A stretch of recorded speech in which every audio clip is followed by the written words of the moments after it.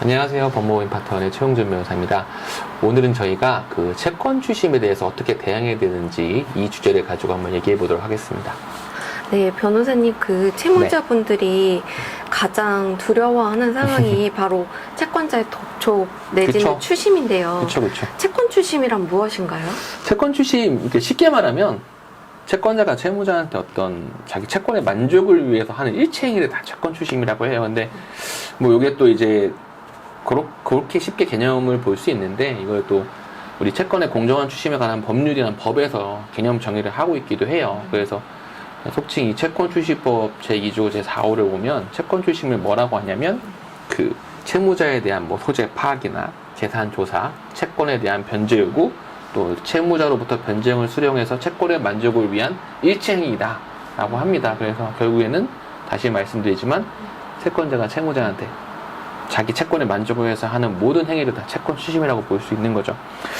근데 그 채권 추심이 말씀하신 대로 네. 좀 채무자분들께서 가장 부담을 느끼고 어감도 그렇죠. 되게 좀 안 좋긴 해요. 순수한 어감이.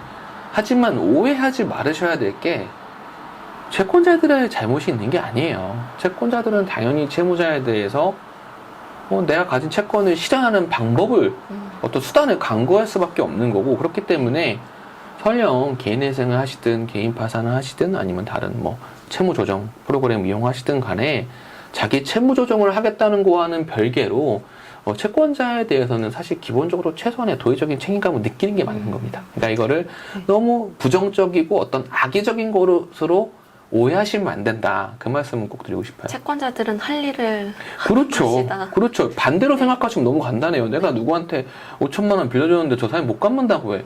그럼 어떡하겠어요? 그런 약간 입장을 바꿔 생각해보면 너무나 당연한 행동이니까 그 자체를 가지고 너무 좀 나쁘다고 생각하시지는 말하셨으면 좋겠다라는 거예요. 네. 그러면 채권 추심은 보통 어디에서 하나요? 네, 채권 추심. 보통 이제 뭐 소위 말하는 금융권 회사, 아니면 이제 채권 추심만을 전문으로 하는 채권 추심 회사가 있어요. 그리고 우리가 흔히 말하는 대부업체, 법에서는 대부업자라고 표현하거든요. 이렇게 크게 세 가지로 돼 있는데, 뭐 금융회사는 아시다시피 뭐 이렇게 은행, 뭐 우리가 아는 뭐 신한은행, 국민의 이런 금융권 은행을 말하는 거고, 채권 추심 회사는 가장 쉽게 예를 들면 이렇게 법원 근처에 가시면 뭐 고려신용정보네, 어떤 신용정보라는 회사들이 있어요. 그런 회사들은 이제 판결로서 확정된 채권자들이 채권 추심을 어떻게 할지 잘 모르니까 그런 거 의뢰해서 수행하는 걸 기본적인 업무를 하는 기관이거든요. 그런 신용정보 회사를 이제 채권 추심이라고 볼 수 있고, 대부업자는 아시겠지만 이제 대부업법에 따라서 좀 금융기관 정도는 아니지만 이렇게 돈을 빌려주고 그 이자를 받고 하는 그런 기관들을 말하는 거죠. 그럼 추심의 유형은 어떤 것들이 있을까요? 채권 추심을 한 번이라도 당해보신 분들은 아시겠지만 기본적으로 문자나 전화부터 시작합니다.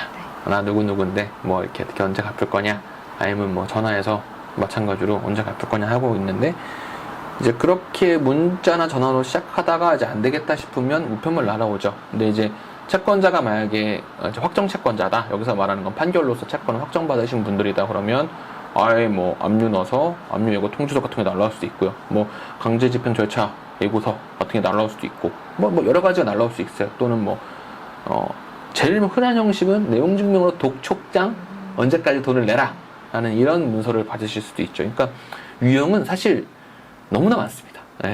그래서 그렇게 다양한 유형이 있다라고 생각하시면 되겠어요. 그럼 채권자들이 그런 내용 증명들을 보내는 이유는 뭔가요? 그 내용 증명에 생각보다 많이들 민감해 하시더라고요. 근데 근데 이렇게 생각하시면 돼요. 내용 증명은 거의 대부분의 경우가 심리적 압박 수단이다. 그리고 먼저 내용 증명을 보내는 채권자일수록 확정되지 않은 채권자의 가능성이 높습니다. 왜냐하면 판결로서 이미 자신의 채권을 확정받으신 채권자분들이라면 사실 내용 증명 필요 없어요. 그냥 확정된 판결문 가지고 집행문 부여받아서 뭐 강제집행, 뭐 우리가 흔히 아는 압류, 뭐 부동산 경매, 뭐 통장 압류 이런 것들을 다 할 수 있거든요. 근데 굳이 내용 증명을 보낸다는 것은 채권이 있는 것은 같은데 법률적으로 상대방의 재산을 뺏을 수 있는 어떤 그런 권능은 없는 거라는 거죠. 그러니까 그런 권능이 있으면 내용 증명을 보낼 필요가 없으니까. 그래서 약간 심리적 압박일 가능성이 가장 높다. 그렇기 때문에 내용 증명 자체를 받았다고 해서 너무 긴장하시거나 그러실 필요까지는 없다라고 말씀드리고 싶어요. 그럼 그 내용 증명을 받았을 때는 아직 무언가 법적 그런 조치는 하지 않았다라고 봐도 되나요? 그거는 두 가지인데 내용 증명 보내면서 소장 내시는 분들도 있고. 예. 그렇기 때문에 그거를 뭐 단편적으로 이런 경우 이렇습니다라고 잘라서 말씀드리기 어렵지만 많은 경우에 있어서는 뭐 소송 접수나 지급명령 신청이나 이런 어떤 본격적인 법적 절차에 착수하기 전에 내용 증명을 보내는 경우가 많기는 하죠.